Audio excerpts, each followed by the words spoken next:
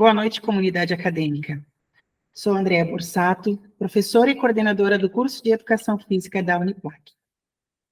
Farei minha audiodescrição aos espectadores com deficiência visual. Sou branca, cabelos e olhos castanhos, altura mediana. Tenho cabelos longos que hoje estão amarrados estilo rabo de cavalo. Estou vestindo uma blusa preta, calça jeans azul e calço tênis preto. Para a comunidade surda, este é o meu sinal. Teremos 2 noites de apresentações neste evento. Daremos agora início à primeira noite de apresentações do curso de Educação Física na 26ª Mostra Científica, que neste ano, novamente, está sendo exibida no formato online. Orientamos que as perguntas, elogios ou sugestões sejam realizadas no chat do YouTube e, assim que possível, os alunos responderão. Primeiro trabalho desta noite será apresentado pela acadêmica Eduarda da Silva Henriqueta e tem como título Educação Física, possibilidade de atuação do profissional de educação física em hospitais de Lages, Santa Catarina. Boa noite, meu nome é Eduarda, eu tenho uma pele clara, olhos castanhos, cabelo na cor preta e estou usando uma blusa preta. Eu sou acadêmica do 8º semestre do curso de Educação Física e vou apresentar o meu projeto de conclusão de curso. O meu projeto é a possibilidade de atuação do profissional de educação física em hospitais de Lages, Santa Catarina. A orientadora é Andréa Molini Pereira Borsato. A introdução do meu tema é: a educação física ela é uma área com ampla capacidade de atuação e ela é considerada uma área da saúde. Então, em hospitais, nós não temos essa realidade aqui em Lages, infelizmente, onde um profissional já formado pode atuar, dando a possibilidade de um futuro profissional em formação ainda estagiar num ambiente totalmente diferente que ele está acostumado, como academias, escolas e centros de esportes. E o profissional de educação física nos hospitais, ele pode agregar junto com a equipe multiprofissional, sendo médicos, fisioterapeutas, nutricionistas, psicóloga, para que assim o paciente tenha um tratamento mais completo. A pergunta da minha pesquisa é: como o profissional de educação física pode contribuir atuando em ambientes hospitalares no município de Lages? Quais os motivos reais que impedem a contratação do profissional de educação física nos referidos locais?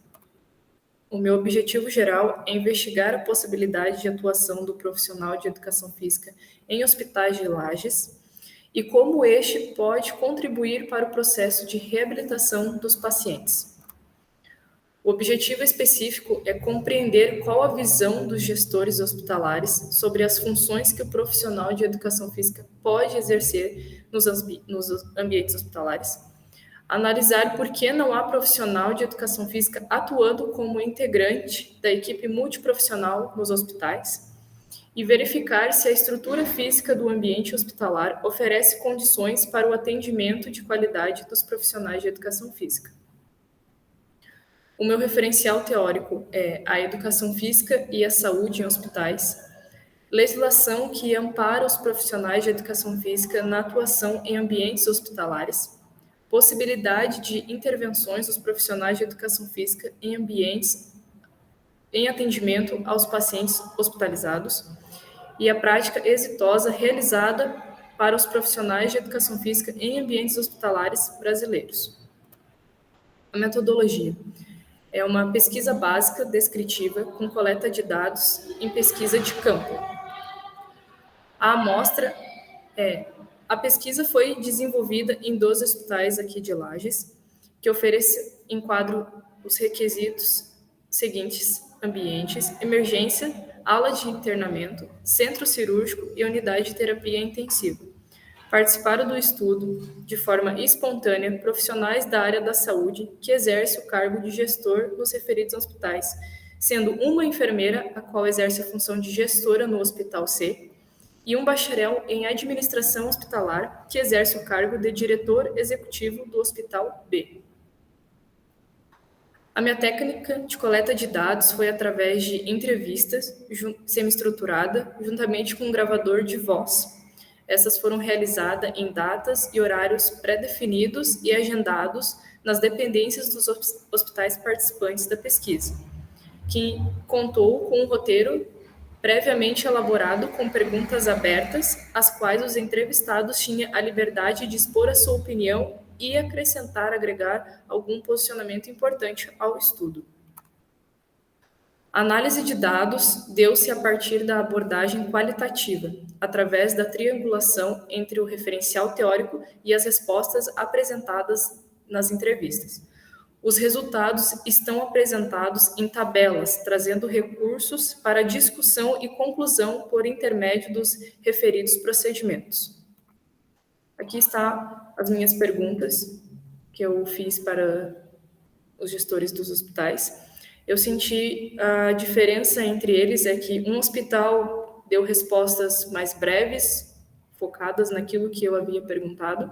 O outro hospital quis se explicar mais, deu respostas mais longas, mas ambos mostraram interesse, sim, em ter um profissional agregando lá dentro.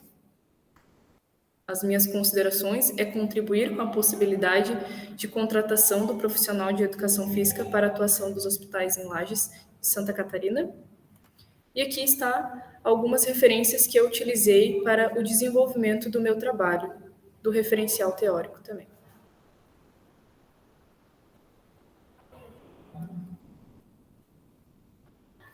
Muito obrigada pela atenção e uma boa noite. Obrigada, Eduarda. Parabéns pela apresentação. O segundo trabalho da noite será apresentado pelo acadêmico Luiz Gustavo Mazaro dos Santos e tem como título Efeitos da música durante a prática regular de musculação em academias de Lages, Santa Catarina. Boa noite, meu nome é Luiz Gustavo, eu vou me audiodescrever. Eu sou branco, dos olhos castanho claro, tenho cabelo castanho claro, estou vestindo um moletom preto, uma calça jeans azul e um tênis preto. Bom, eu sou do curso de Educação Física, meu orientador é Andréa Pereira Borsato, estou estudando na Uniplac, o meu tema da amostra seria efeitos da música durante a prática regular da musculação em academias de Lages, Santa Catarina. Bom, a introdução vem como entender como a parte neurológica dos sistemas do corpo humano corresponde a estímulos musicais durante um treino de musculação. Este tema vem com uma curiosidade de várias pessoas em saber qual seria o bem-estar que a música pode transmitir e incentivar diversas vezes. Bom, a pergunta da minha pesquisa seria como quais os efeitos da música durante a prática regular da musculação em academias de Lages, Santa Catarina. O objetivo geral seria investigar os efeitos da utilização da música durante a prática regular de musculação em academias de Lages, Santa Catarina. Objetivos específicos. Bom, seria verificar os ritmos musicais mais ouvidos pelos praticantes da musculação em academias. Entender também como funciona o sistema neurológico ao escutar uma música diante do treino de musculação. E também ressaltar os benefícios da utilização da música entre os praticantes de musculação em academias. Bom, o referencial teórico seria em 3 tópicos. O primeiro seria a musculação, o segundo tópico seria a música como integrante da rotina, e o terceiro, o funcionamento do sistema nervoso durante a prática da musculação. A metodologia seria uma pesquisa básica, descritiva, com coleta de dados em pesquisa de campo. A amostra seria com alunos acima de 18 anos, de qualquer sexo, de 2 academias selecionadas no município de Lages, Santa Catarina. Bom, técnicas da coleta que eu utilizei. O procedimento de coleta de dados foi sobre um questionário com perguntas abertas e fechadas, elaboradas pelo pesquisador. Também houve contato prévio com o pessoal das academias, mas eles não viram necessidade de eu ter que agendar um horário específico para ir lá até elas para fazer a coleta. Eles falaram que eu poderia, a minha disponibilidade, eu poderia ir lá fazer a pesquisa, bem tranquilo. Bom, análise de dados. Deu-se a partir de uma abordagem qualitativa, através de uma triangulação entre referencial teórico e as respostas apresentadas nos questionários. Os resultados parciais estão apresentados em gráficos, os quais trarão recursos para discussões e conclusões, por intermédio dos referidos procedimentos. Etapas, essas que ainda não foram totalmente concluídas. Bom, os resultados parciais eu trouxe aqui um pouco, porque como não está completamente concluída, eu trouxe alguns resultados parciais. Como eu fiz em forma de questionário também, perguntas abertas e fechadas, eu também já coloquei um gráfico, né, em algumas questões que precisa, e também outras que são perguntas que eu fiz um quadro diretamente. Essa aqui eu tenho mais outros dois resultados parciais, que esse aqui seria o quadro que eu estava falando, e também é conjunto a fonte, que também está ali embaixo do gráfico. Considerações e resultados esperados dessa pesquisa. Seria analisar as percepções e experiências dos participantes sobre o uso das músicas como uma forma de trazer benefícios e auxílios do tratamento para ansiedade, depressão, entre outros. Além disso, também poderá contribuir para uma divulgação de informações acerca do tema. Bom, eu utilizei algumas referências, né, para mim poder trazer a pesquisa e para mim poder montar a partir do relatório. Essas aqui são algumas.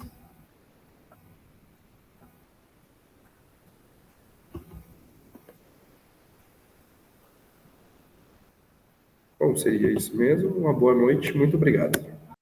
Obrigada, Luiz Gustavo. Parabéns pela apresentação. A próxima apresentação será da acadêmica Nayuri Esperandio, e o título: As contribuições do profissional de educação física na reabilitação do paciente pós-Covid. Vamos conferir. Então, boa noite a todos. Eu me chamo Nayuri Esperandio, sou acadêmica da 8ª fase do curso de Educação Física, bacharel, aqui pela Uniplac Lages. Eu vou me apresentar para vocês. Eu tenho pele clara, olhos castanho escuro, cabelo também castanho escuro, é comprido, cacheado e está amarrado no momento, e eu estou usando um moletom cinza. No início da 7ª fase, eu e os meus colegas iniciamos a elaboração de um projeto de pesquisa, o qual nós posteriormente iríamos submeter ao CEP, ao Comitê de Ética em Pesquisa, e após a aprovação pelo CEP, nós iríamos dar continuidade no projeto para que no final da 8ª fase a gente pudesse apresentar como nosso trabalho de conclusão de curso, o famoso TCC. Eu optei em falar neste projeto, neste trabalho, sobre as contribuições do profissional de educação física na reabilitação de pacientes pós-Covid-19. Quem está me orientando e me ajudando na elaboração deste projeto é a professora Mara Shirley Rossi. Então, vamos lá. A Covid-19 é uma doença infecto-contagiosa que resultou na morte de muitas pessoas e deixou muitos sobreviventes com sequelas. A Covid teve o seu primeiro caso registrado no mundo no final do ano de 2019 e chegou ao Brasil no início do ano de 2020. Após o primeiro caso registrado aqui no nosso país,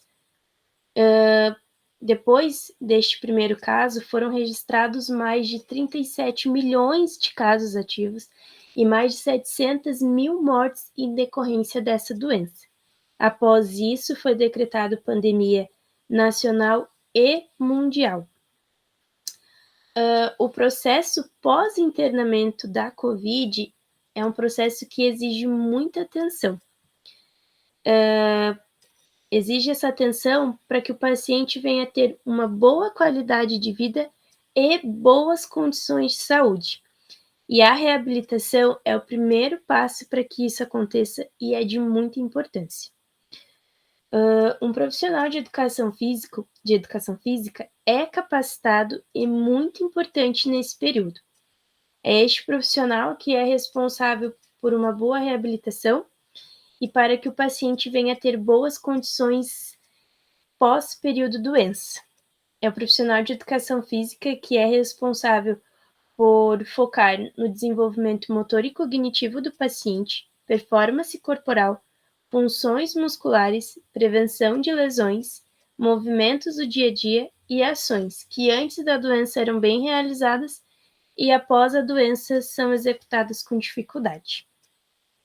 A reabilitação, ela tem por objetivo exercitar, trabalhar e manter as funcionalidades básicas do ser humano para que, em seguida, possa ser incluído novos elementos em cada fase do processo de reabilitação. Então, vamos lá. Atualmente, a cidade de Lages possui poucos profissionais de educação física atuando em clínicas, centros e hospitais na reabilitação. Eu quero saber qual é a importância desse profissional na reabilitação pós-Covid-19 em pacientes que ficaram com sequelas. Também quero saber por que tem tão poucos profissionais de educação física atuando na reabilitação, uma área tão importante e que tanto ele pode ajudar.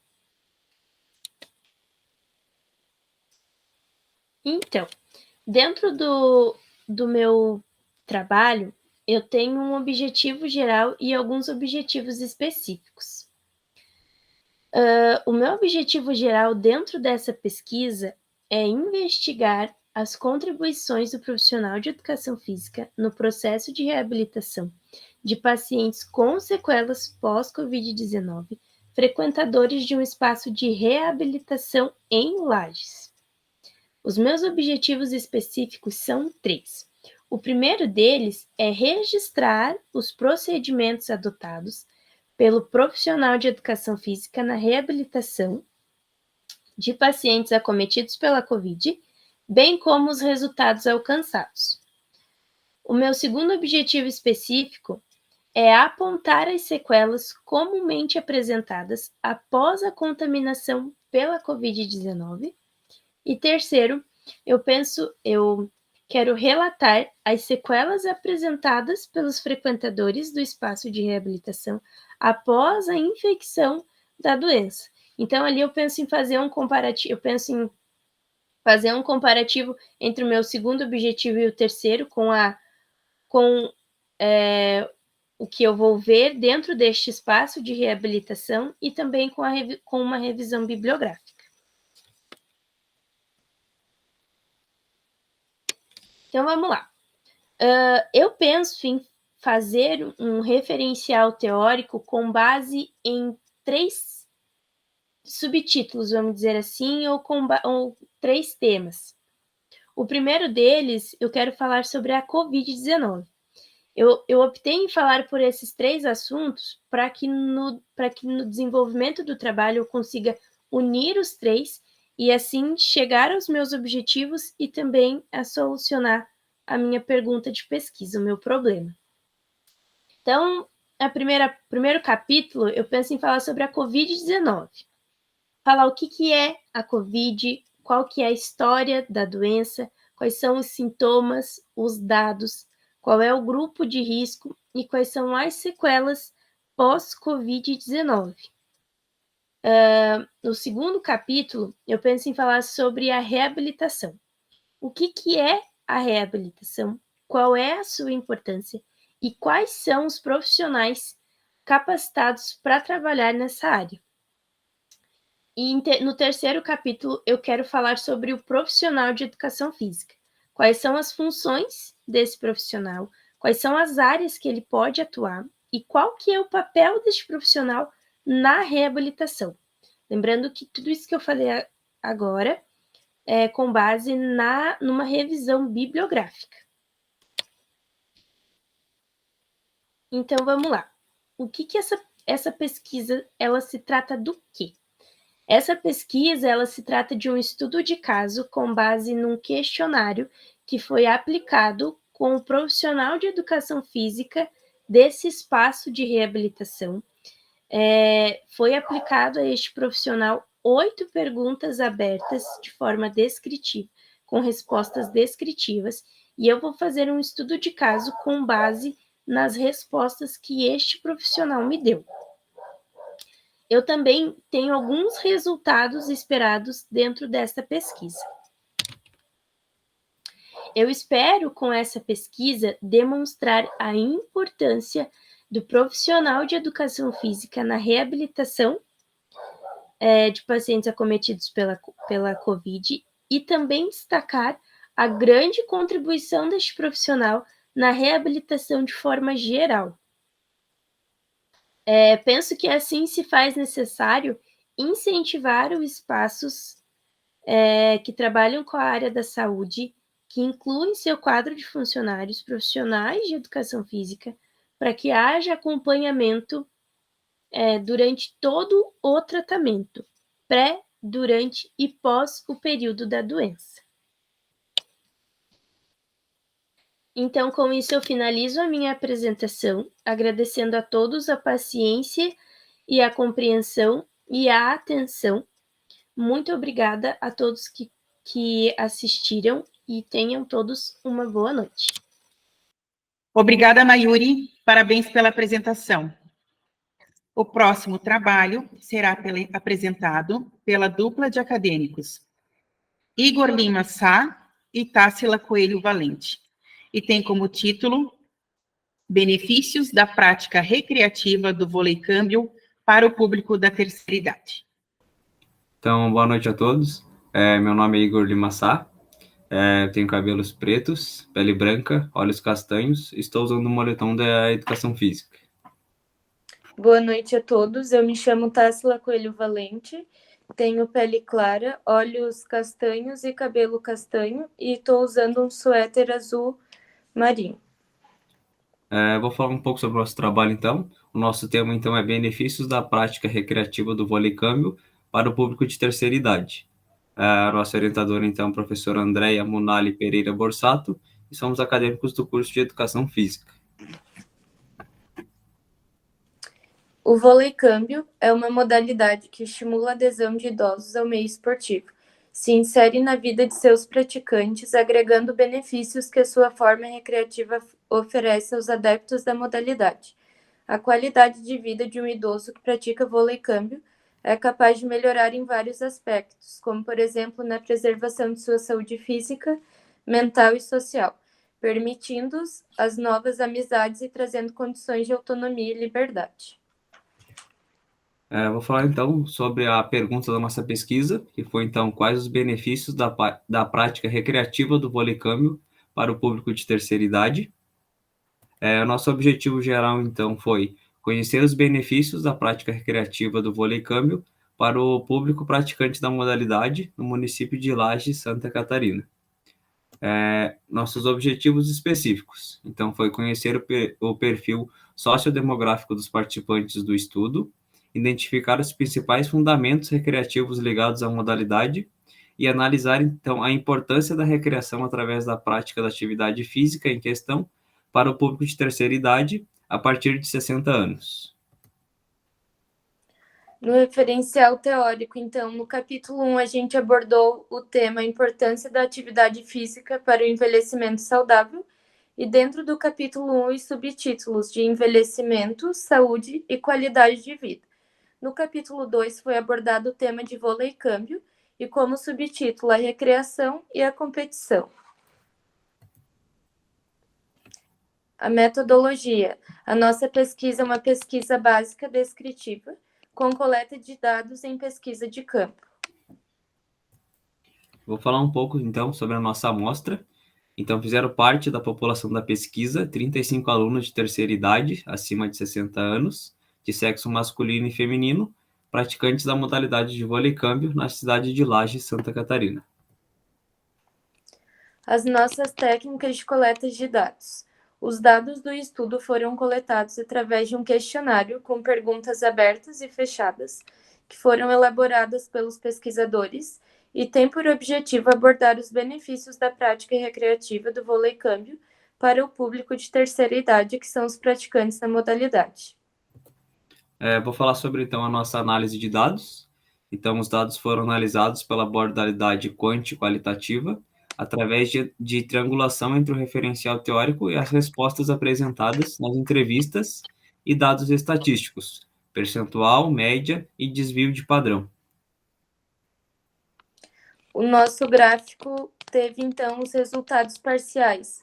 A pergunta era o sexo dos praticantes da modalidade e teve 35%, que é o que está marcado em azul, que são homens, e 65%, que é o que está em laranja, são mulheres praticantes desta modalidade. O nosso segundo gráfico parcial, então, foi sobre a questão da idade dos praticantes do vôlei-câmbio. Em azul escuro, de 60 a 64 anos, são 15% dos participantes. Em laranja, de 65 a 69 anos, 19% dos participantes. No cinza, de 70 a 74 anos, 12%. No amarelo, de 75 a 79 anos, 23% dos participantes. E acima de 80 anos no azul claro, foi então onde a gente teve uma maior porcentagem, que foi de 31% dos praticantes da modalidade. O nosso terceiro gráfico, então, tem a seguinte pergunta: há quanto tempo o senhor ou a senhora pratica esta modalidade? Então, menos de 1 ano é o que está marcado em azul, que é 53%. De 1 a 3 anos é 15%, que está marcado em laranja. De 4 a 6 anos é 23%, que está marcado em cinza. E mais de 6 anos, que é desde que iniciou, então, essa modalidade do vôlei-câmbio em Lages, tem 9%, que é o que está marcado em amarelo. Então, só complementando, por esse gráfico a gente pôde analisar que a modalidade ela teve um crescimento muito grande nesse último 1 ano, então. Então, se a gente for puxar os dados aí de 6 anos atrás, a população era muito menor.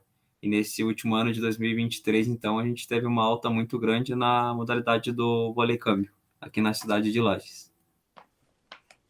Eu vou falar um pouco, então, sobre nossas considerações e resultados esperados. Então, é gerar conhecimento e novas experiências com o público de terceira idade, a partir de 60 anos, praticantes de vôlei-câmbio da cidade de Lages e região.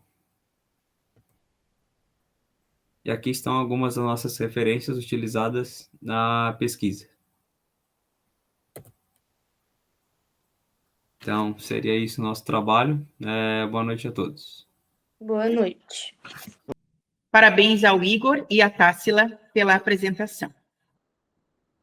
O próximo trabalho será apresentado pelos acadêmicos Leandro de Liz Oliveira Pereira e Samuel Melo Ramos, e tem como título Benefícios das lutas para ansiedade e depressão nas academias do município de Lages, Santa Catarina. Então, muito boa noite a todos. Me chamo Samuel, tenho pele clara, olhos castanhos e cabelos castanhos. Estou utilizando uma camiseta vermelha. Boa noite a todos. Me chamo Leandro, tenho olhos castanhos, cor de pele morena, meu cabelo é escuro e estou vestindo uma camiseta preta. Antes de tudo, é um prazer estar apresentando nosso projeto na 16ª Mostra Científica, e o nosso tema é Benefício das lutas para ansiedade e depressão nas academias do município de Lages, Santa Catarina.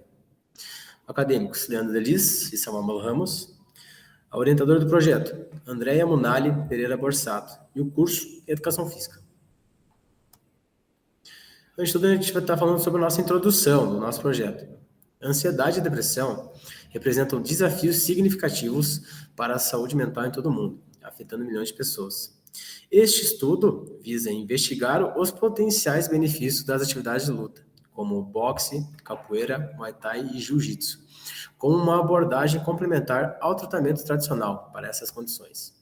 A pesquisa pretende aprofundar nosso entendimento sobre como a prática dessas modalidades podem influenciar positivamente a saúde mental dos indivíduos que enfrentam ansiedade e depressão.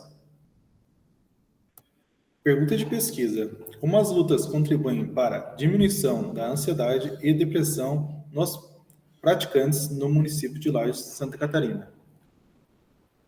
O nosso objetivo geral é investigar como as lutas podem contribuir para melhorar a saúde e qualidade de vida das pessoas que sofrem de ansiedade ou depressão no município de Lages, Santa Catarina. Objetivo específico: verificar quantos praticantes utilizam as lutas como recurso terapêutico para tratamento de ansiedade e depressão. Identificar os fatores positivos que as lutas apresentam em relação à saúde mental dos seus praticantes. Listar os benefícios apontados pelos participantes do estudo em relação ao tratamento aliado às lutas. Nosso referencial teórico. Então, a gente vai estar abordando no primeiro capítulo os transtornos emocionais mais frequentes entre os praticantes de lutas, que seria a ansiedade, depressão e o estresse. A gente embasa bastante teorias nesse capítulo, certo? No capítulo 2, a gente vai falar um pouco sobre a prática de regular de lutas e seu efeito positivo na redução de ansiedade e depressão. Nesse capítulo a gente fala sobre a autoestima, a competição e a ansiedade, né? Isso vale tanto para atleta como praticamente que quer competir. É totalmente diferente da academia e na competição. E também a gente fala sobre a qualidade de vida, o que a luta pode trazer como qualidade de vida para esses praticantes. Metodologia: pesquisa básica, descritiva como coleta de dados em pesquisa de campo. A amostra. Então, nossa amostra foi feita em 2 instituições, 2 academias personalizadas em lutas. Ambas são públicas e foram escolhidas como locais de estudos, que a gente tem um pouco mais afinidade nessas academias. A gente tem um foco em indivíduos com idade superior a 18 anos que praticam alguma das modalidades de lutas há pelo menos 6 meses. Então, nossa pesquisa obrigatoriamente tem que ter pelo menos 6 meses, né, de cada modalidade. O praticante tem que estar pelo menos há 6 meses praticando. A gente não utilizou nenhum juvenil abaixo de 18 anos, nenhum infantil, sempre do adulto ao idoso, certo? E a gente não pegou nenhum iniciante, então tem que ter pelo menos 6 meses.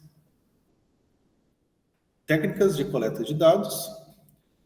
Os dados do estudo foram coletados através de questionário com perguntas fechadas, elaborada pelos pesquisadores e tem o objetivo de investigar os benefícios da prática de lutas contra a ansiedade e a depressão.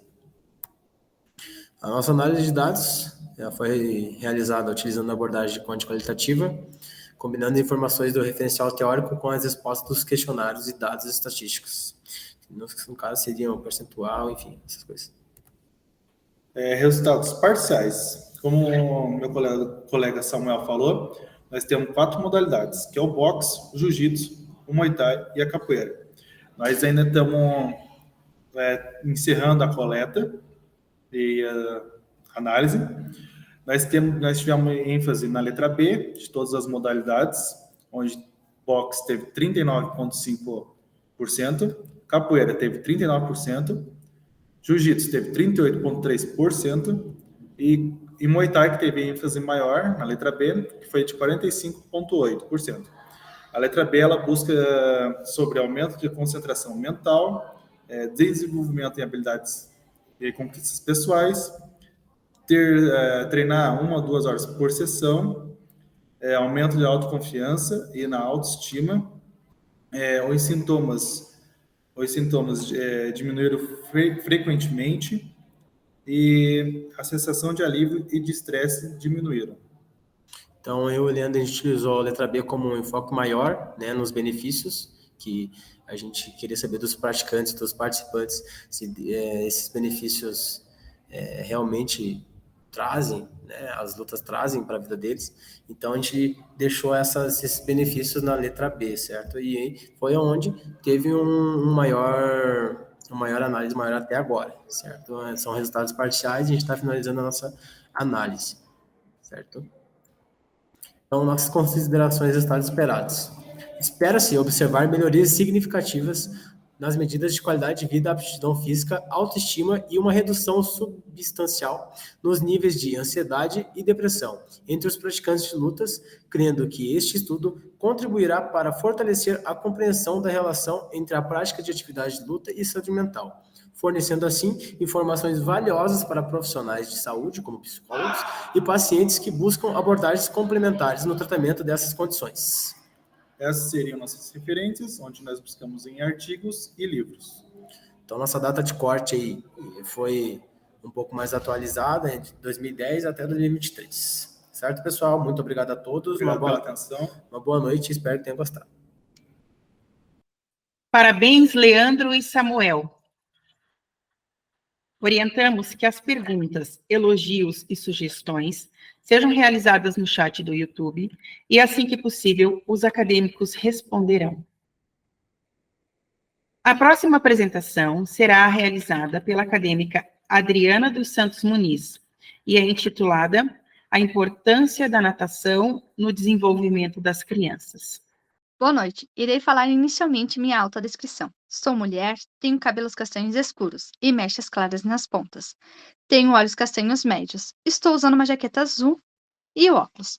Sou a acadêmica Adriana dos Santos Muniz, do curso de Educação Física Bacharelado. Meu orientador é o Sadi Ricardo da Silva Bastos. O meu tema é a importância da natação no desenvolvimento das crianças. Introdução. O ensino da natação para crianças pequenas tem passado por alguns ajustes metodológicos, notadamente o ensino a partir do aspecto mais lúdico, indo ao encontro dos interesses dos pequenos. Neste contexto, ainda se depara com profissionais que ensinam a natação para crianças pequenas, recorrendo inicialmente a movimentos predominantemente técnicos, e dessa forma parece desestimular aos pequenos ao aprendizado da modalidade. Neste contexto, questiona-se como a prática lúdica da natação contribui no desenvolvimento e aprimoramento de habilidades motoras das crianças. Objetivo geral: analisar a contribuição da prática lúdica da natação no desenvolvimento e aprimoramento da habilidades motora para crianças na faixa etária de 3 a 6 anos de idade. Objetivos específicos: identificar aspectos metodológicos como adaptação ao meio líquido, flutuação, respiração, propulsão e mergulho elementar, utilizados para o ensino da natação. Analisar os jogos e brincadeiras utilizados como atividades lúdicas para o ensino da natação. Ressaltar os benefícios da natação para o desenvolvimento e aprimoramento de habilidades motoras para as crianças. Referencial teórico. Capítulo 1. Desenvolvimento motor. Habilidades motoras. Capítulo 2. Metodologia de ensino da natação, processo de adaptação e individualidade biológica, métodos de ensino da natação, professor e o ensino da natação, materiais para a prática da modalidade da natação. Capítulo 3. Prática lúdica no ensino da natação, jogos e brincadeiras. Metodologia. Tipo de pesquisa. Exploratória e descritiva. Tem como propósito proporcionar maior familiaridade com o problema, com vista a torná-lo-se mais explícito ou construir hipóteses. A amostra da pesquisa foi composta por 70 crianças, sendo 50 crianças da Academia B e 20 crianças da Academia A, de ambos os sexos, e 10 professores, sendo 8 professores da Academia B e 2 professores da Academia A. Técnica de coleta de dados. Foram utilizadas duas técnicas: a observação voltada às crianças das Academia A e B, onde a observação possibilita um contato pessoal estreito do pesquisador com o fenômeno pesquisado, e a outra técnica refere-se ao questionário para os professores. Pode ser definido como uma técnica de investigação composta por um número mais ou menos elevado de questões apresentada por escrito às pessoas, tendo por objetivo o conhecimento de opiniões, crenças, sentimentos, entre outros. Técnica de análise de dados quantitativa, já apresentam os números que comprovam objetivos gerais. Qualitativa permite compreender a complexidade e os detalhes e as informações obtidas. Resultado: discussões. A pesquisa está em andamento. Como dados parciais, obteve-se. Gráfico 1. Conforme o gráfico acima, 60% dos professores são femininos e 40% dos professores são masculinos. Gráfico 2. Qual sua idade? Conforme o gráfico acima, 40% dos professores têm entre 40 a 50 anos de idade, 30% dos professores entre 18 a 29 anos de idade, 20% dos professores mais que 51 anos de idade e 10% dos professores de 29 a 39 anos de idade. Gráfico 3. Há quanto tempo é graduado em Educação Física? Conforme o gráfico acima, 63% dos professores têm mais que 14 anos em graduação em Educação Física, 25% dos professores de 2 a 4 anos e 12% dos professores de 11 a 13 anos. Gráfico 4.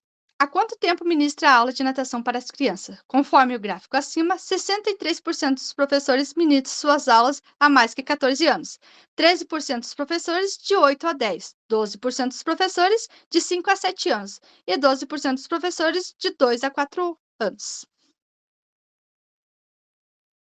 Gráfico 5. Utiliza em suas aulas de natação jogos, brincadeiras para o ensino de natação? Conforme o gráfico acima, 100% dos professores responderam que sim. Como desenvolve suas aulas para crianças em suas primeiras aulas? Adaptação ao meio líquido e o desenvolvimento de equilíbrio, domínio respiratório, segurança e muita brincadeira com o objetivo de aprender a nadar com prazer. Gráfico 6. Quais materiais lúdicos, brinquedos costuma usar em suas aulas? Prancha, flutuador, espaguete, argola, bola. Conforme o gráfico acima, 100% dos professores responderam que utilizam todos os materiais. Gráfico 7. Em sua opinião, a natação de forma lúdica promove resultados satisfatórios? Conforme o gráfico acima, 100% dos professores responderam que sim. Justifique a sua resposta. A natação de forma lúdica promove resultados satisfatórios. As crianças assimilam e executam as atividades com mais prazer, eficiência, desenvolvendo a segurança e a independência da piscina. Quais habilidades motoras as crianças desenvolvem e o aperfeiçoam na modalidade de natação? Coordenação motora, lateralidade, equilíbrio, percepção de espaço, resistência muscular, força, agilidade e entre outros. Minhas referências e obrigado pela atenção. Parabéns, Adriana. Obrigada pela apresentação. O próximo trabalho, apresentado pela dupla Augusto Lopes Martins e Matheus Debove Pereira, tem o título Potencialização pós-ativação em atletas de handebol. Confiram. Bom, então boa noite. Somos acadêmicos de educação física. Vamos apresentar o nosso trabalho de conclusão de curso, que leva como tema Potencialização pós-ativação em atletas de handebol. Acadêmico sou eu, Matheus Debove Pereira e Augusto Lopes Martins, e o nosso orientador é o Paulo Roberto Alves Falck. Bom, então boa noite. A gente tem aqui a introdução e por que a gente decidiu pesquisar isso? Poucos estudos da própria modalidade e depender de se basear em estudos de modalidades distintas para o aperfeiçoamento do conhecimento. E o que a gente quer? É desenvolver métodos de treinamentos baseados na potencialização pós-ativação, que é o PPA. E como pergunta problema ali, o que a gente quer responder quais os benefícios que a potencialização pós-ativação oferece para os atletas de handebol. Então, o nosso trabalho, como objetivo geral, foi promover um protocolo de potencialização pós-ativação em atletas de handebol e avaliar os seus efeitos. Como objetivos específicos, a gente trouxe 3 objetivos. Estabelecer uma bateria de aquecimento que possibilite a ativação neuromuscular do atleta, aplicar uma bateria de testes físicos e técnicos que comprovem se há eficácia ou não do protocolo proposto anteriormente e comparar os dados na coleta de dados e comprovar se há ou não eficácia no protocolo. A gente tem um referencial teórico, a modalidade do handebol, que seria toda a parte histórica da modalidade, e o atleta de handebol, que seria, a gente vai englobar ali a parte da demanda energética do atleta dentro do handebol, dentro de uma partida, enfim. E a potencialização pós-ativação, que é o PPA. Bom, então na metodologia a gente abordou então o tipo de pesquisa, que é o tipo explicativa e experimental, e na amostra a gente selecionou então 12 atletas de handebol do sexo feminino acima de 18 anos, frequentes assiduamente nas sessões de treinamento.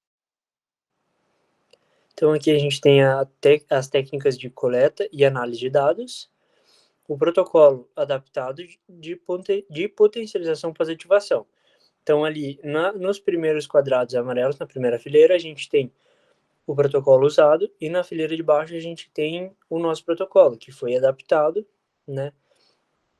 Então, como é que foi a adaptação? A gente mudou ali a parte do aquecimento, a gente fez um alongamento balístico, a gente fez...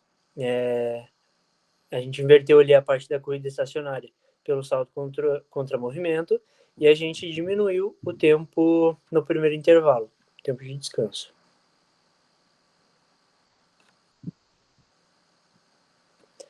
A gente tem aqui os testes aplicados, que seria o salto horizontal, que ele é voltado para força de membros inferiores. A gente tem o shuttle run, que seria agilidade e potência, e a gente tem o corrida de 30 metros, que seria voltado para velocidade. Então, na análise de dados, a gente levou análise com o tipo qualitativa, e aí, como instrumento de análise de dados, a gente vai expor tabelas com aplicação e sem aplicação do protocolo de PPA. E aí a gente vai compará-las, os resultados, e analisar os resultados, né? Comparar os dados coletados. Então, como resultados, a gente teve 3 atletas que se enquadraram em um dos critérios de exclusão, que foi a não participação de todas as coletas, de todas as 4 coletas que foram realizadas por nós 2 pesquisadores. Então, a gente acabou tendo que excluí-las do processo. Então, como primeira tabela, a gente traz os dados antropométricos das atletas, que seria, então, a gente traz a média e o desvio padrão de cada tópico. O primeiro tópico, então, a idade, 21,3 anos de idade, de média. O peso, então, ficou na média dos 70 quilos, e a altura ficou na média de 1,65 metro. Bom, então aqui, como é que vai funcionar? A gente tem 2 tabelas, à esquerda a gente tem o do primeiro teste, que é o salto horizontal sem a aplicação do protocolo de PPA, e à direita a gente tem o salto horizontal com a aplicação do protocolo. A gente tem ali N, que é o número de atletas, que são 9 atletas, e a média e o desvio padrão. Então, ali na primeira amostra, 182,11 centímetros, na segunda amostra, 188,11 centímetros. Na média final, a gente obteve 185,11 centímetros. Agora, o salto horizontal com a aplicação do protocolo, a gente teve como média 184,66 centímetros, na segunda amostra, 192,66 centímetros. E na média final, 188,66 centímetros. Então, nota-se que com a aplicação do protocolo de aquecimento com PPA, houve incremento no salto horizontal dos atletas. Desta forma, justifica-se a aplicação do aquecimento para esta variável específica da atuação do atleta de handebol. Então, nota-se que com o PPA, com a aplicação do PPA, a gente teve uma melhora aí no salto horizontal dos atletas. Então, aqui a gente traz os dados do Shuttle Run. Como o Augusto falou, a gente segue o mesmo padrão. Então, à esquerda, os resultados da coleta sem aplicação do protocolo, e à direita com a aplicação do protocolo. Então, ali em cima a gente tem a letra N, que é o número de atletas, a média e o desvio padrão. Na primeira amostra, a gente teve como resultado 10,80 segundos de média. Na segunda amostra, a gente teve 10,72 segundos de média. Na média final, então, ficou com 10,76 segundos. Com a aplicação do protocolo, a gente teve na primeira amostra 10,72 segundos de resultado. Na segunda amostra, 10,40 segundos de resultado. Na média final, 10,56 segundos. Então, nota-se que com a aplicação do protocolo de aquecimento de PPA, houve incremento na agilidade das atletas. Então, desta forma, justifica-se a aplicação do aquecimento para esta variável específica da atuação do atleta de handebol. Aqui a gente tem do nosso terceiro teste, que seria a corrida de 30 metros sem a aplicação do protocolo de PPA à esquerda e à direita com a aplicação. Então, ali, como primeira amostra, a gente teve 4,61 segundos. Na segunda amostra, 4,69 segundos. Na média final, 4,65 segundos. Lá, com a aplicação do protocolo, a gente obteve, na primeira amostra, 4,78 segundos e na segunda amostra, 4,65 segundos. Na média final, 4,71 segundos. Então, nota-se que com a aplicação do protocolo de aquecimento com PPA, houve diminuição na capacidade para a corrida de 30 metros das atletas.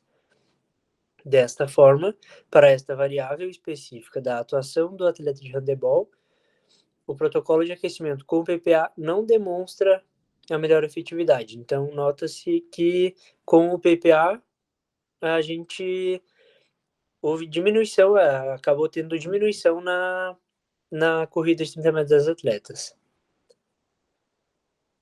E aqui a gente tem as referências, que seria onde a gente fez as pesquisas para o desenvolvimento do trabalho.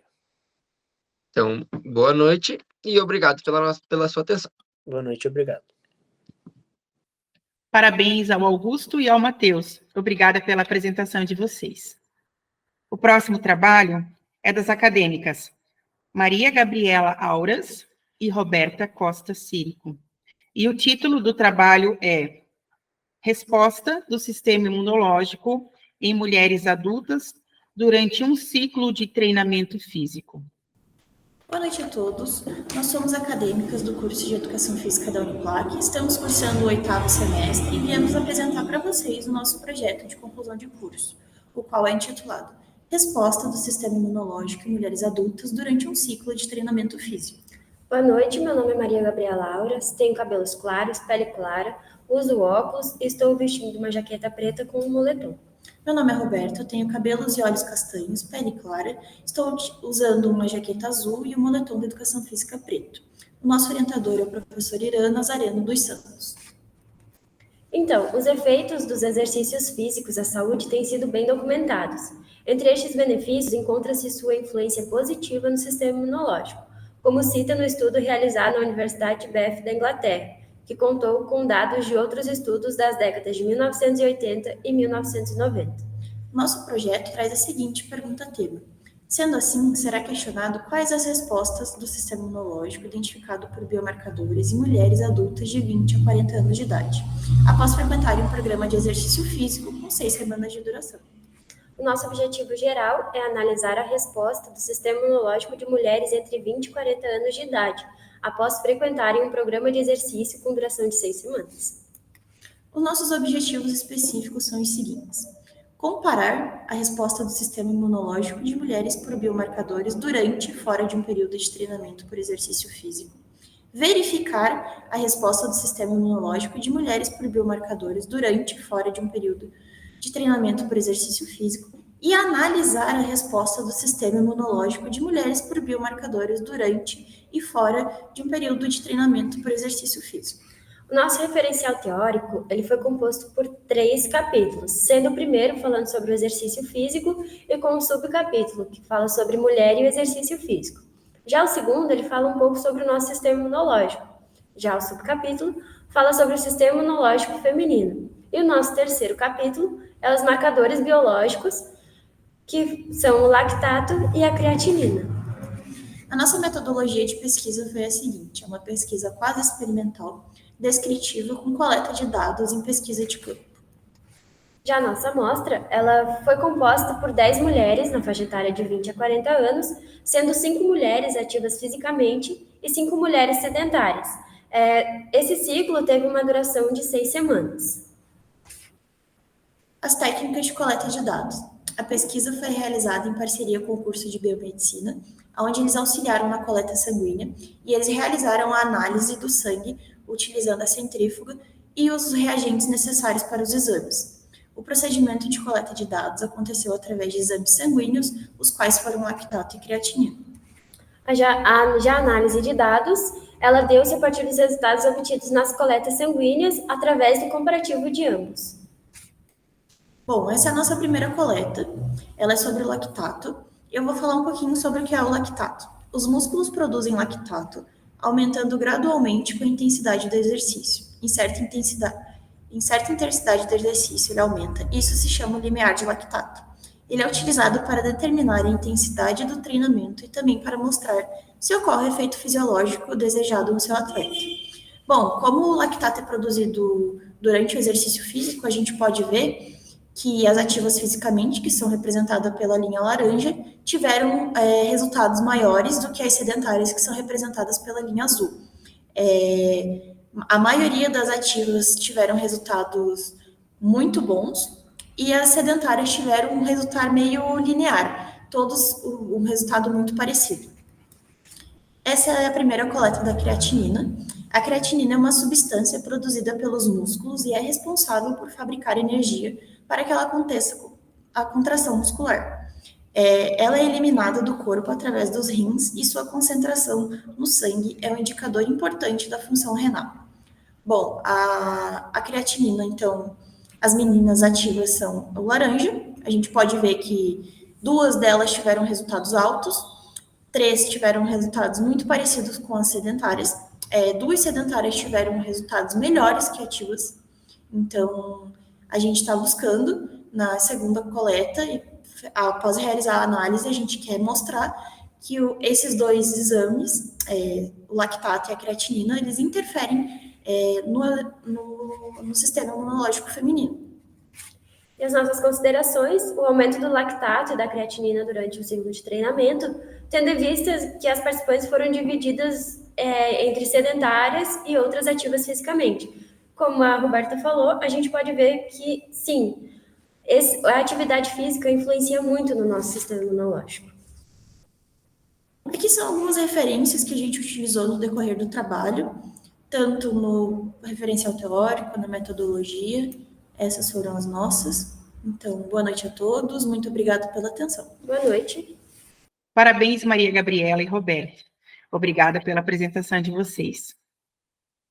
O próximo trabalho, também apresentado por uma dupla, Gabriel Roters Souza dos Santos e Gabriel Xavier Coelho. Este trabalho é intitulado A Relação entre o IMC e a Atividade Física dos Acadêmicos dos Cursos da Área da Saúde da Uniplac. Vamos assistir. Boa noite, ouvintes.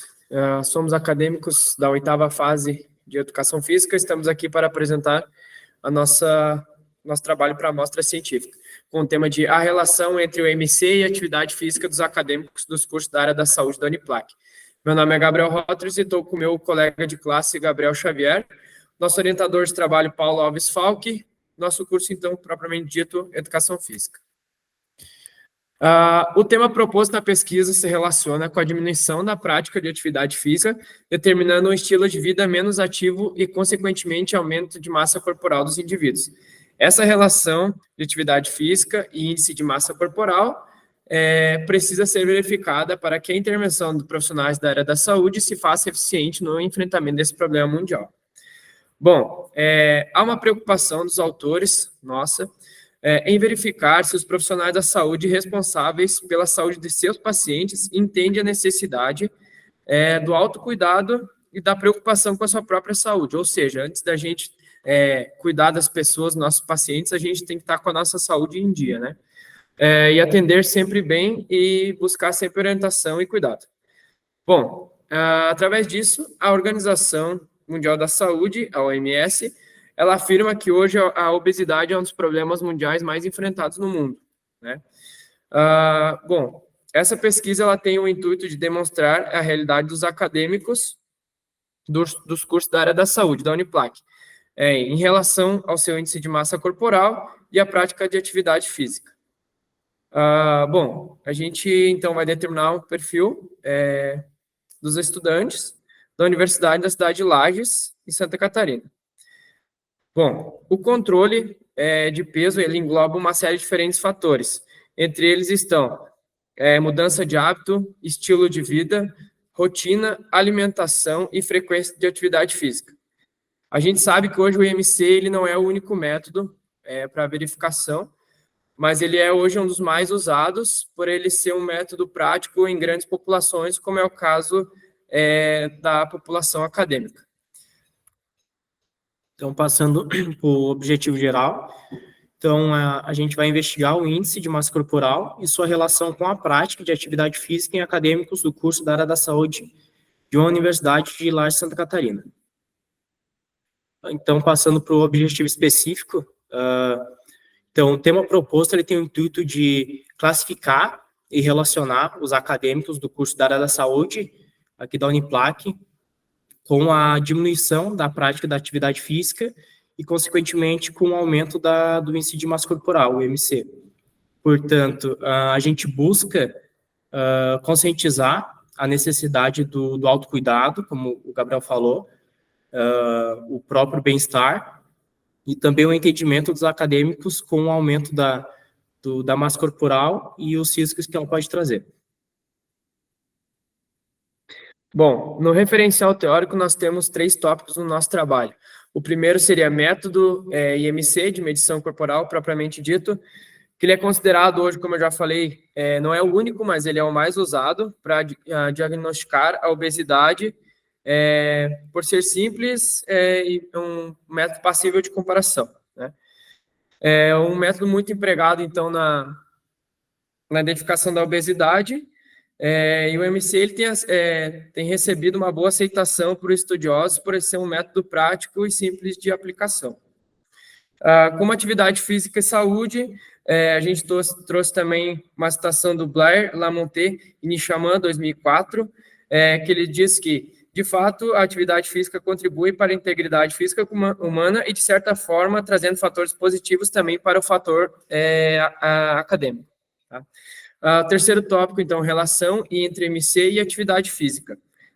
A gente trouxe aqui também uma citação de Vargas, tá? Que ele diz que, além da melhoria da aptidão física, a prática ainda tem relação inversa com o índice da massa corporal, explicado pelo decréscimo de gordura corporal.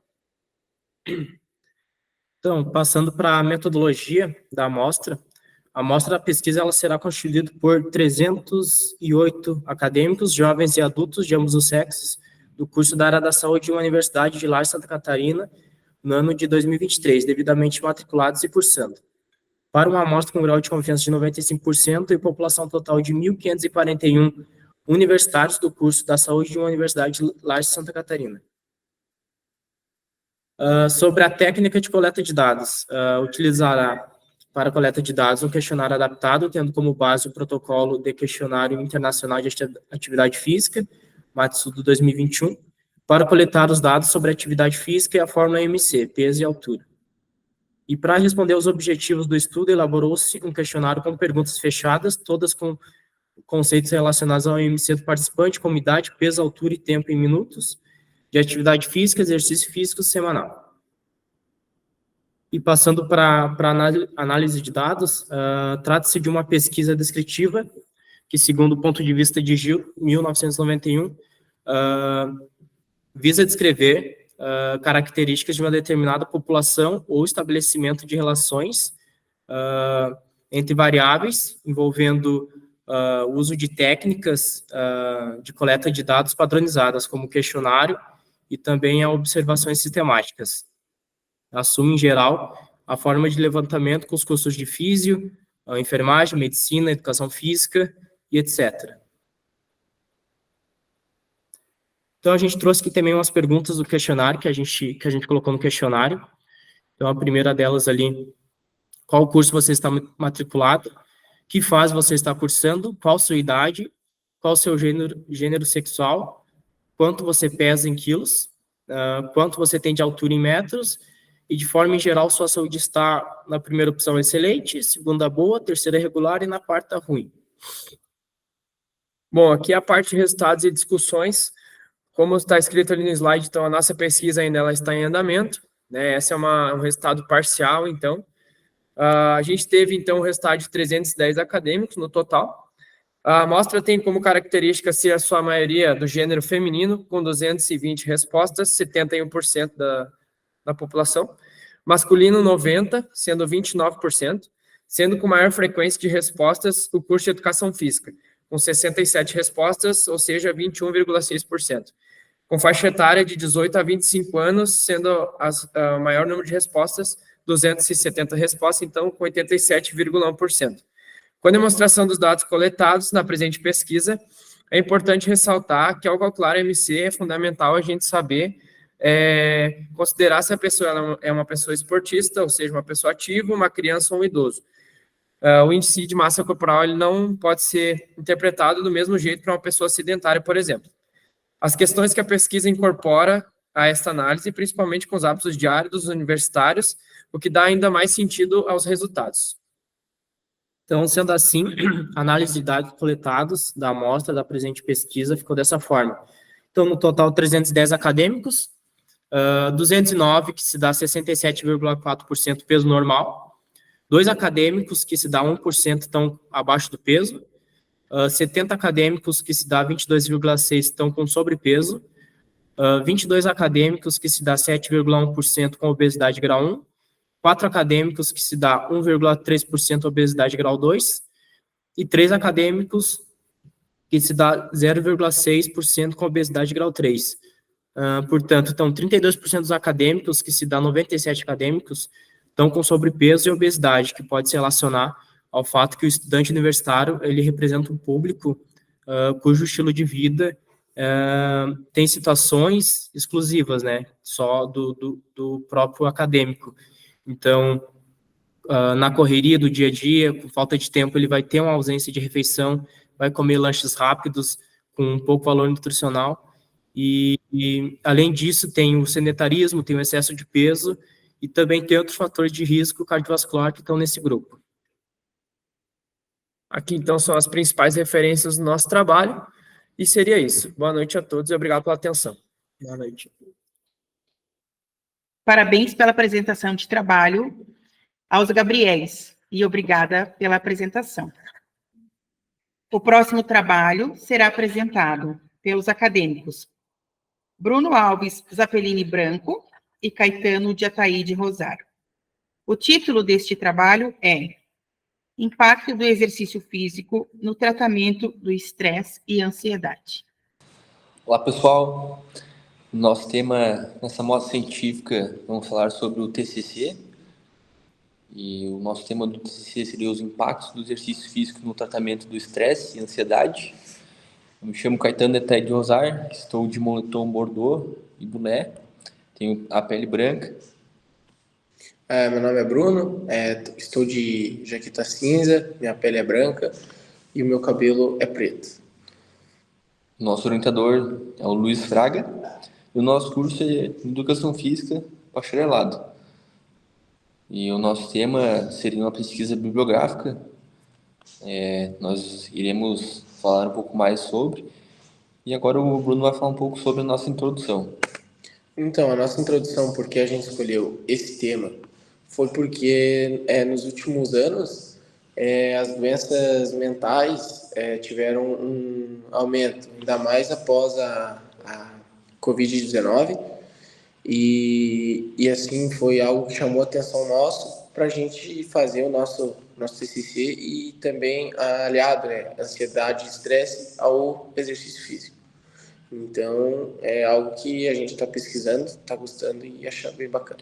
E também o profissional de educação física ele desempenha um papel importante nisso. A gente, antes de fazer essa pesquisa, pensamos que não tem muitos profissionais da área falando sobre isso. E queremos mostrar como o profissional de educação física também desempenha um papel importante no tratamento da saúde mental por meio do exercício físico. Então, a relação entre o exercício físico e a saúde mental é amplamente conhecida. A prática regular de exercícios físicos pode ajudar a reduzir a ansiedade e o estresse. Então, vocês vão ver isso logo mais com os nossos artigos que a gente está pesquisando. E falando agora um pouco sobre a nossa pergunta de pesquisas, que seria o nosso problema, né, no trabalho.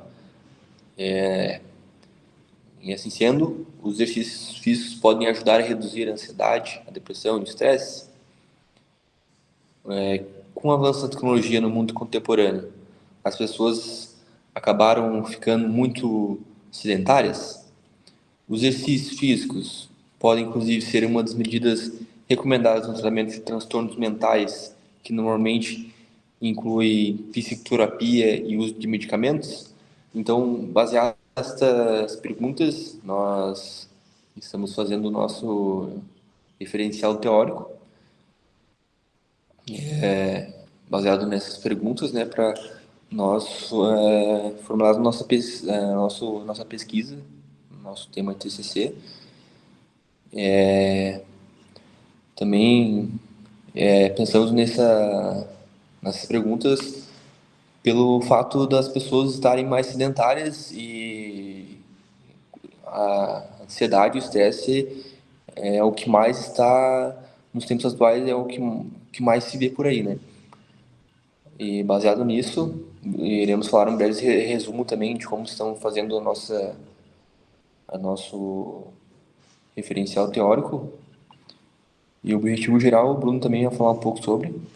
O nosso objetivo geral já é bem claro, né? É evidenciar a contribuição do exercício físico para a melhora da saúde mental, na redução do estresse e ansiedade. E os nossos objetivos específicos é caracterizar a dinâmica social nos tempos modernos e também sobre a saúde mental nas populações e entender as características da saúde mental e seus efeitos, tanto pessoal e também na parte social, e também conhecer o potencial da prática regular dos exercícios físicos, que eles são benéficos à saúde mental dos indivíduos, tendo uma prática regular. Em nossa metodologia, como havia falado no início do vídeo, ela se caracteriza como sendo um tipo bibliográfica. Estamos tendo em base um material já elaborado, constituído principalmente com artigos científicos, constituído em plataformas de pesquisa, tanto como o Google Acadêmico, em o site Cielo, PubMed, Lilacs. Temos também a biblioteca virtual de universidades, em como a Uniplac, e até bibliotecas também físicas, né, da Uniplac. Então, os nossos resultados esperados com essa pesquisa é que há sim uma diminuição nos níveis de estresse e ansiedade se você fazer uma certa regularidade fazendo seus exercícios físicos. Então, você acaba tendo mais autoestima, acaba tendo mais estética, a pessoa se sente com mais disposição, tendo mais qualidade de vida. E também quando estamos praticando as atividades físicas, exercício físico, há também neurotransmissores, né? Como ocitocina, também o hormônio lá do estresse, os níveis de hormônio do estresse, do cortisol, dopamina, onde a gente se sente bem e onde a gente se sente realizado. E por meio dos resultados obtidos, que atividade nós obtivemos, que a atividade foi eficiente para a diminuição dos níveis do estresse da prática de atividade níveis de estresse, e que a diminuição do nível de estresse é agudo. pois a diferença tem uma diferença significativa só iniciada após o treinamento. Identificamos a eficácia do plano de treinamento de uma modalidade esportiva para melhora da qualidade da vida do indivíduo. Então, nós já conseguimos ter vários artigos já que defendem nosso tema, falando sobre os benefícios da atividade do exercício físico, como ele tem ajudado também na redução do estresse, da ansiedade, como o Bruno falou, questão de vários hormônios que liberam, né, endorfina, serotonina, que vão te ajudar a ter uma sensação de bem-estar maior, e assim reduzindo o cortisol, que seria o hormônio do estresse, né, também. E também iremos falar a vantagem também, os benefícios que tem de ter um estresse também no indivíduo, né? Que também o estresse não é todo mal. Tem que ter um pequeno estresse em cada indivíduo. E nós conseguimos já ter bastante... Nosso trabalho está sendo bem interessante nesse sentido. Estamos fazendo... Está em andamento ainda também, né? A nossa pesquisa está em andamento. A gente não leu todos os artigos, mas os que nós lemos, a gente está expondo aqui, estamos falando. E aqui seria algumas referências que estamos achando no Google Acadêmico, Celo, estamos todos colocando as referências. E por hoje era isso, pessoal. Espero que tenham gostado do nosso tema e esperamos vocês no nosso tema de conclusão, que será em novembro. Um abraço. Valeu, até mais. Parabéns, Bruno e Caetano, e obrigada pela apresentação. Orientamos que as perguntas, elogios e sugestões sejam realizados no chat do YouTube, e assim que possível, os acadêmicos responderão. O próximo trabalho será apresentado pelas acadêmicas Fernanda Paes Silva e Giovana Córdova Camargo. O tema é Natação e os deficientes visuais, desafios e possibilidades. Boa noite, pessoal. O tema do nosso trabalho é Natação e os deficientes visuais, desafios e possibilidade. Ele é composto por mim, Fernanda Paes, e pela Giovana Camargo. O nosso orientador, então, é o Sadi Ricardo da Silva Bastos, curso de Educação Física, 8º semestre. Eu, Fernanda, tenho olhos castanhos, cabelo escuro, pele branca e estou usando uma camisa azul escura. Boa noite a todos, eu me chamo Giovana, tenho cabelos e olhos castanhos, pele branca e estou vestindo uma camiseta da cor preta. Segundo uma estimativa da OMS, Organização Mundial da Saúde, de 2019, 2,2 bilhões de pessoas têm deficiência visual. E sabe-se que a deficiência visual é a redução ou a perda total da visão.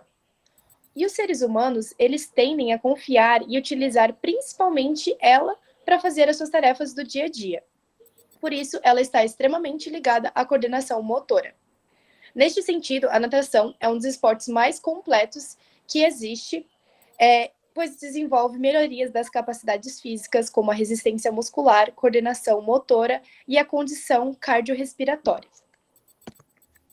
A nossa pergunta pesquisa, então, são enormes os benefícios utilitários e sociais para os deficientes visuais na modalidade de natação. Sendo assim, como a natação pode beneficiar os deficientes visuais?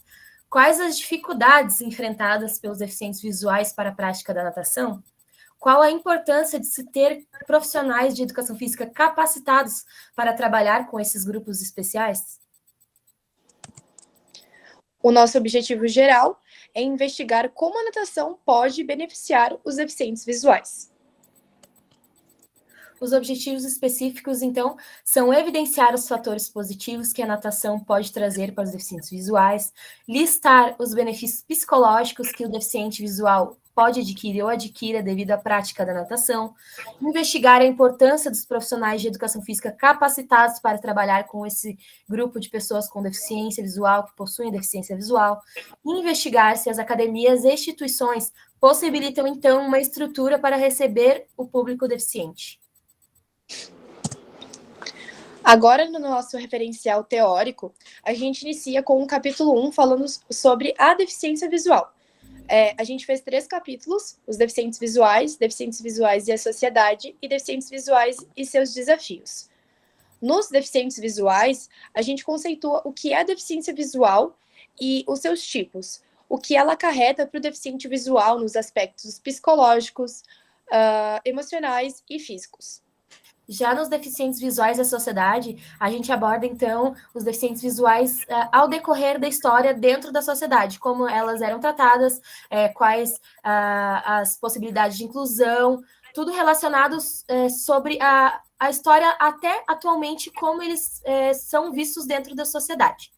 Já nos deficientes visuais e seus desafios, a gente aborda, então, os desafios que os deficientes visuais encontram durante a sua caminhada, seu acesso à informação, a sua acessibilidade e etc. No tópico 2, deficientes visuais e a prática da natação, a gente também fez 3 tópicos: a natação, os deficientes visuais na natação paralímpica e os benefícios da natação para os deficientes visuais. A natação, então, a gente aborda o conceito da natação, como ele era, para que ele era utilizado, como ele é praticado, como funciona essa modalidade e as demais, os estilos de nado também, a gente aborda toda essa parte sobre o conceito da natação e as práticas dele, tá? Quais os estilos, entre outros. Nos deficientes visuais da natação paralímpica, a gente traz, primeiramente, o que é a Paralimpíada, os estilos da natação paralímpica, a nomenclatura, as regras que foram adaptadas, a dimensão esportiva que traz. E nos benefícios da natação para o deficiente visual, a gente traz o porquê da modalidade ser a mais completa para o deficiente visual e porque ela trazer tantos benefícios. A noção perceptiva de espaço, a melhoria das defasagens e também a inclusão no esporte.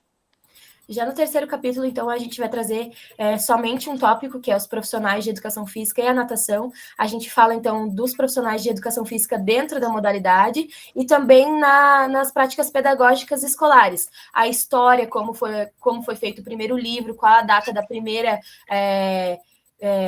piscina coberta, de como os professores de educação física atuavam na natação ao decorrer da história. A nossa metodologia, então, o nosso estudo, ele se caracteriza como uma revisão bibliográfica sistemática. A pesquisa foi desenvolvida no levantamento e sistematização de análises, de artigos, monografias e dissertações. Eles foram publicados, então, nas bases de dados eletrônicos, como Cielo, Lilacs, Biblioteca Digital Brasileira de Teses e Dissertações, e no Google Acadêmico. Foram lidos 48 artigos e selecionados apenas 7 para a coleta dos nossos dados. A coleta de dados obteve-se de acordo com os critérios estabelecidos, sendo eles os objetivos, os métodos, os resultados e as conclusões dos autores que foram analisados. Ainda dentro da metodologia, a nossa análise de dados deu-se a partir de uma abordagem, então, qualitativa. Como resultados de discussões, como a nossa pesquisa ainda está em andamento, temos dados parciais, pode-se afirmar que a prática da modalidade foi um agente promissor nos aspectos comportamentais, físicos e cognitivos dos deficientes visuais praticantes da natação, sendo eles adultos ou crianças. E também pôde-se observar que a natação traz, sim, inúmeros benefícios para o praticante deficiente visual. Aqui está algumas das nossas referências. E obrigada pela atenção. Obrigada pela atenção de todos. Parabéns, Fernanda e Giovana, e obrigada pela apresentação. O trabalho a seguir será apresentado pelos alunos Iago Cassiano Miguel Pereira, Luciano da Cruz Rodrigues Júnior, e tem como título O Exercício Resistido e os Idosos, possibilidades e benefícios. Boa noite a todos. Daremos sequência a mais um trabalho da amostra científica, trabalho de conclusão de curso, composto por mim, Luciano Júnior e Iago Pereira. Como bem dito, meu nome é Luciano Júnior, eu tenho cabelo preto, barba preta volumosa e minha pele é branca e tenho olhos castanhos escuros. Boa noite a todos, me chamo Iago. Minha autodescrição é: eu sou branco, tenho cabelos castanhos escuros, barba castanha escura, cabelo ralinho, barba avantajada, olhos castanhos escuros e pele clara. Pois bem, daremos início aos slides. Nosso trabalho de conclusão é o exercício resistido e os idosos, possibilidades e benefícios. Nosso orientador é o Sadi Ricardo da Silva Bastos, e como já mencionado, pelos acadêmicos Iago Cassiano Miguel Pereira e Luciano da Cruz Rodrigues Júnior.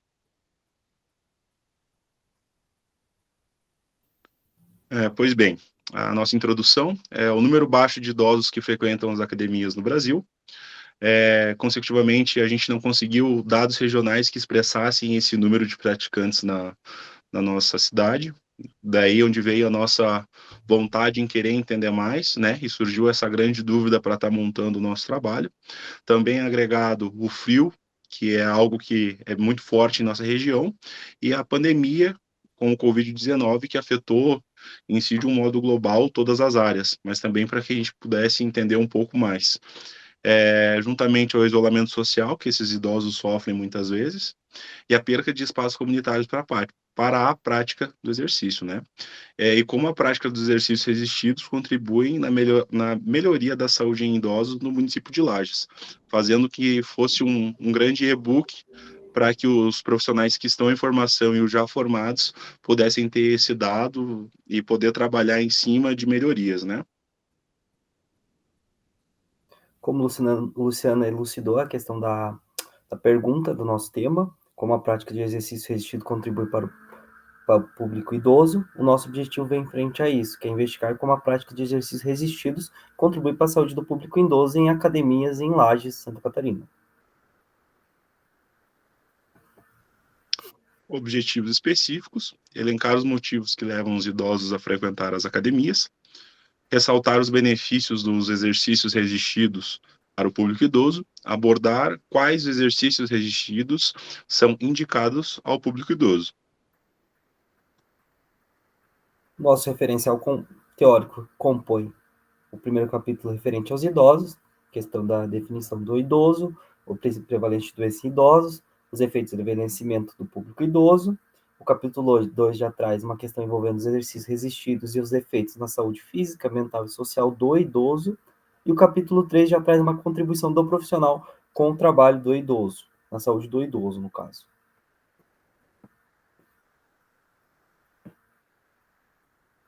Metodologia de pesquisa. No nosso estudo foi realizada uma pesquisa básica de caráter exploratório, descritivo, com uma amostra de 65 idosos e 10 profissionais de educação física, cujas técnicas de coleta foram questionários para os idosos e uma entrevista semi-estruturada para os profissionais. Por seguinte, a análise de dados foi de forma quantitativa qualitativa. Referente às análises de dados parciais porque a gente só trouxe a questão das análises quantitativas, as qualitativas ainda serão realizadas, e para isso, primeiro trouxemos referente aos idosos, posteriormente dos profissionais. O gráfico 1 elucida que a primeira pergunta, no caso, o exercício melhorou o seu convívio social? 70% dos idosos concordaram que sim, totalmente. 21% concordaram, 2% se manteram em discordância e 7% se manteram indecisos. Já no gráfico 2, a musculação, exercício resistido melhorou seu dia a dia? 82% concordaram totalmente e 10% concordaram, 18% concordaram. Dando sequência, o gráfico 3, o exercício melhorou sua saúde mental? 70% corresponde com concordo totalmente e 30% com concordo. Gráfico 4, o exercício melhorou sua saúde física. 89% corresponde a concordo totalmente e 11% com concordo. Em relação à análise de dados dos profissionais de educação física, também quantitativa, mas essa é de perguntas semi-estruturadas abertas. Então, a gente fez toda a análise em cima das respostas deles e trouxemos uma síntese. A primeira pergunta: você se sente desafiado em trabalhar com o público idoso? Em síntese, 4 profissionais de educação física responderam não ter nenhum tipo de desafio em trabalhar com idosos. Um apresentou um pequeno desafio e os demais disseram que se sente desafiado, e os pontos respectivamente apontados foram o problema de saúde, as individualidades e o medo em trabalhar com esse público. Então, muito essa questão da individualidade do indivíduo e esse receio de trabalhar por conta das questões envolvendo a saúde e as doenças do indivíduo. Um ponto que eu passei, quero só ressaltar a vocês, referente às perguntas aos idosos. Nós temos uma gama maior de perguntas, só não colocamos todas, para não ficar um slide muito grande e não ultrapassar o tempo da nossa amostragem referente ao nosso tempo da amostra científica. Dando sequência, a pergunta 2. Na sua visão, por qual motivo o idoso frequenta a musculação? Em acordo às respostas dos profissionais de educação física, a maioria elencou que a frequência de idosos em espaços de academia ocorre por fatores relacionados a encaminhamento médico, a busca pela autonomia, qualidade de vida, socialização pós-pandemia e o gosto pela prática da modalidade. A terceira pergunta é: quais exercícios físicos não são indicados para os idosos? Em síntese, parte dos instrutores se colocou contra exercícios de impacto e altas cargas, dando ênfase a iniciantes. Um deles em relação a exercícios de coordenação motora mais complexos, e os demais disseram que não há regras e depende exclusivamente do aluno em questão. Continuando as análises das perguntas, na sua visão, quais são os exercícios indispensáveis para os idosos? Em acordo às respostas, a maioria destacou que os exercícios funcionais, o trabalho aeróbico, atividade de lazer, o treinamento resistido, o treinamento multifuncional, de equilíbrio, e apenas um deles destacou com ênfase o trabalho de força. Curiosamente, nenhum dos instrutores destacou o trabalho de potência para os idosos.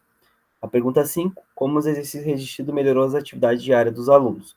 Em resumo, os profissionais de educação física mencionaram a melhoria em seu dia a dia, da força, das capacidades físicas básicas, do sono, da qualidade de vida, o tônus muscular e a proteção osteoarticular. Em destaque, 2 comentários a respeito do exercício ser desencadeador de novos hábitos, como a alimentação e a socialização, como esse processo de como o exercício físico é importante para esse envolvimento e engajamento do indivíduo em outras partes da sua vida, melhorando também outros aspectos, não somente a parte física e mental.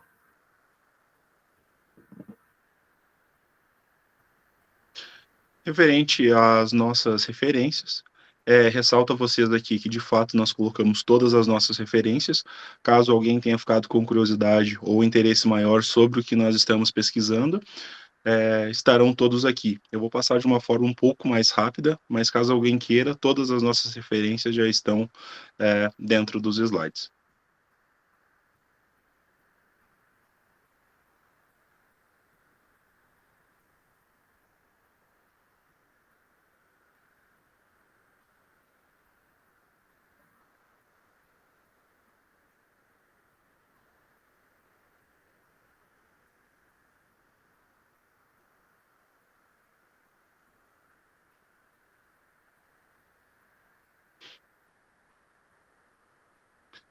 Por fim, meu muito obrigado. Muito obrigado a todos. Tenham uma boa noite. Parabéns, Iago e Luciano. Obrigada pela apresentação de vocês.